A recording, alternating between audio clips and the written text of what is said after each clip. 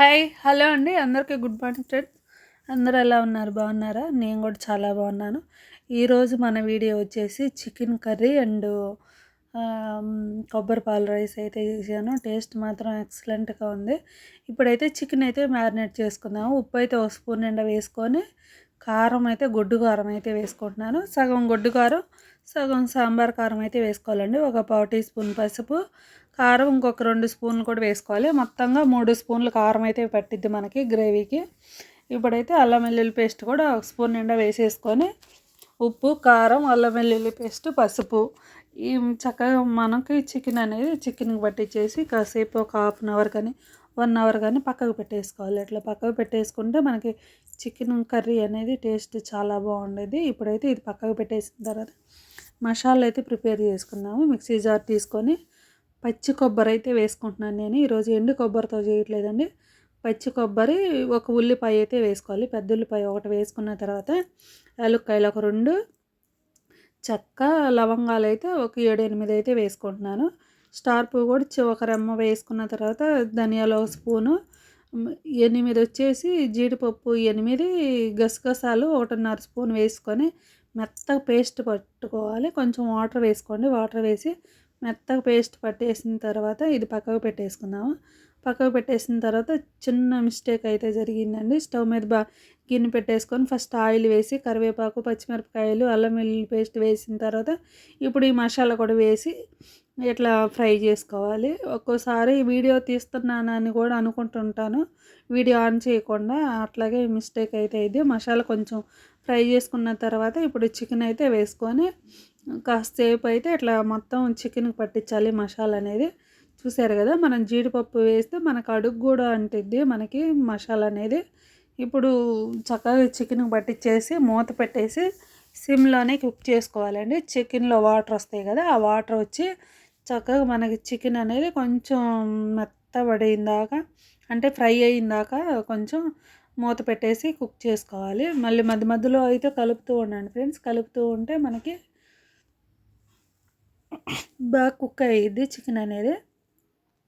ఇప్పుడు ఇంకొకసారి అయితే అట్లా కలిపేసిన తర్వాత మళ్ళీ మూత పెట్టేసి కాసేపు కుక్ చేసుకుందాము. ఇట్లా ఫ్రై చేసుకునేటప్పటికి ఒక 10 నిమిషాలు అయితే ఇట్లా మనకి చికెన్ మసాలా 2 కలిపి ఒక 10 నిమిషాలు అయితే ఇట్లా కలుపుతూ అయితే ఫ్రై చేసుకోవాలి. చూసారు కదా, ఇట్లా ఫ్రై చేసుకున్న తర్వాత ఇప్పుడైతే వాటర్ అయితే వేసుకోవాలి. నేను వాటర్ అయితే ఒక 1/2 లీటర్ దాకా వాటర్ అయితే తీసుకుంటున్నానండి.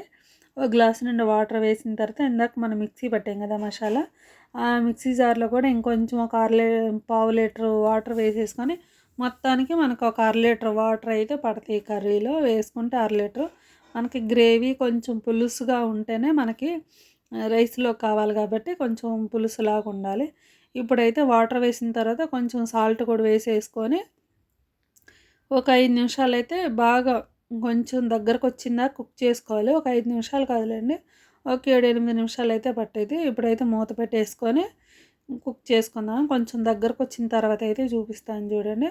మూత పెట్టేసి ఓ 10 నిమిషాల తర్వాత అయితే ఇట్లా దగ్గరకు వచ్చిన తర్వాత గరం మసాలా అయితే ఒక పావు టీ స్పూన్ వేసుకొని కొత్తిమీర కూడా వేసేసుకొని కాసేపు మూత పెట్టేసి ఒక 2 నిమిషాల తర్వాత అయితే చూపిస్తున్నాను చూడండి. ఇప్పుడైతే ఇంకా స్టవ్ ఆపేసి కర్రీ అనేది రెడీ అయిపోయింది. స్టవ్ అయితే ఆపేద్దాము.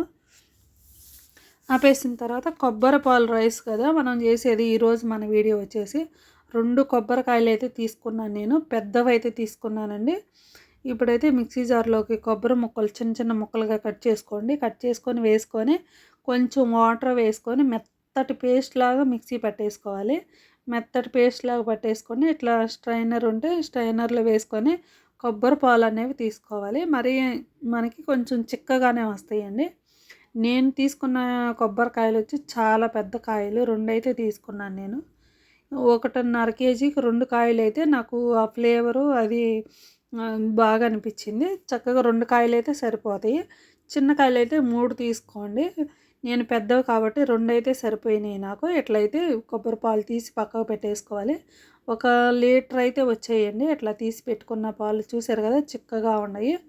ఇప్పుడైతే ఈ పాలు పక్కకు పెట్టేసిన తర్వాత బిర్యానీ అయితే మనం ప్రిపేర్ చేసుకోవాలి. ఇప్పుడైతే స్టవ్ మీద షాజీరా, అనాస పువ్వు, జాజికాయ, మిరియాలు ఒక 20, లవంగాలు ఒక 20, యాలక్కాయలు, బిర్యానీ ఒక 4, హోల్ గరం మసాలా అయితే తీసుకోండి ఫ్రెండ్స్. తీసుకున్న తర్వాత స్టవ్ మీద గిన్నె పెట్టేసుకొని ఒక 5-6 టేబుల్ స్పూన్ నిండా ఆయిల్ వేసుకొని, నెయ్యి కూడా ఒక 2 టేబుల్ స్పూన్ నిండా వేసుకోవాలి. నూనె సరిపోకపోతే ఇంకొంచెం వేసుకోండి మీరైతే. ఇప్పుడైతే ఇవి వేసిన తర్వాత మసాలా మనకి బిర్యానీ మసాలా కూడా వేసేసుకొని అవి కొంచెం వేగిన తర్వాత ఉల్లిపాయలు అయితే ఒక 6 ఉల్లిపాయలు అయితే వేసుకున్నాను నేను, సన్నగా చాప్ చేసుకున్నాను. 6 ఉల్లిపాయలు వేసుకొని పచ్చిమిరపకాయలు కూడా ఒక 10 అయితే వేసుకోండి. పచ్చిమిరపకాయలు కూడా వేసుకున్న తర్వాత ఉప్పు కూడా ఒక 1.5 స్పూన్ అయితే వేసుకుంటున్నాను. ఇవి కొంచెం కలర్ మారిన దాకా ఫ్రై చేసుకోవాలండి. కలర్ చూసారు కదా, ఈ కలర్ వచ్చిన తర్వాత ఇప్పుడైతే అల్లం వెల్లుల్లి పేస్ట్ అయితే ఒక 3 స్పూన్లు మనకి 3 స్పూన్లు అయితే సరిపోతాయి. అంటే 1.5 కేజీకి 3 స్పూన్లు అయితే వేసుకుంటున్నాను నేను. స్పూన్ నిండా వేసుకోండి. 3 స్పూన్లు అయితే సరిపోతాయి 1.5 కేజీకి. అర కేజీకి స్పూన్ లెక్కనైతే ఒక 3 స్పూన్లు అయితే వేసుకోండి. చూసారు కదా, ఆనియన్స్ కూడా మంచి కలర్ వచ్చాయి. ఇప్పుడైతే కొత్తిమీర పుదీనా వేసుకొని టమాటాలు అయితే ఒక 5 కాయలు అయితే వేసుకుంటున్నాను నేను. టమాటాలు కాస్త తగ్గించే వేసుకున్నానండి. టమాటాలు అయితే ఒక 5 టమాటాలు వేసుకొని ఫస్ట్ ఆనియన్స్లో ఉప్పు వేసాం కాబట్టి టమాటాలు వేయగానే ఉప్పు వేయని అవసరం లేదు. సాల్ట్తోనే మనకి టమాటాలు అనేవి చక్కగా మగ్గిపోతాయి. మూత పెట్టేసి కాసేపు మగ్గనిద్దాము.